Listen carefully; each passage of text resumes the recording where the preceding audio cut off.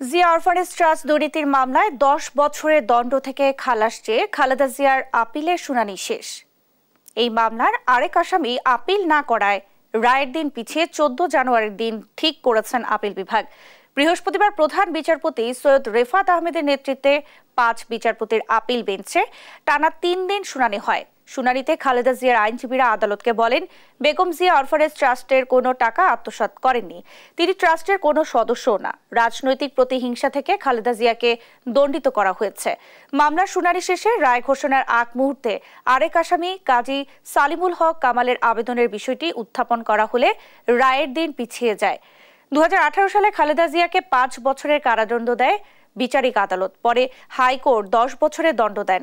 শেখ হাসিনা সরকারের পতনের পর 6 আগস্ট রাষ্ট্রপতি খালেদা জিয়াকে এই মামলার সাজা মওকুফ করে দেন। বিএনপির ভারপ্রাপ্ত চেয়ারম্যান তারেক রহমানকেও 10 বছরের কারাদণ্ড দেয়া হয়। উইদাউট এনি তথ্য প্রমাণ কোনো কিছুই ছিল না এই নিম্ন আদালতের জাজমেন্টের মধ্যে। তারপরেও আপনার হাইকোর্ট বিভাগ, এটা অত্যন্ত দুঃখের বিষয়, ঘৃণার বিষয়। দেশের সর্বোচ্চ আদালতের প্রতি মানুষের আসে আস্থা নিয়ে যে এখানে বিচার পাবে, কিন্তু সেখানে বিচারের নামে অবিচার হয়েছে। সলিমুল হক কাজী কামালের একটি অ্যাপিল পেন্ডিং থাকার কারণে আইনগত ত্রুটি হতে পারে, সেই কারণে আজকে কোনো আদেশ পাওয়া হয় নাই।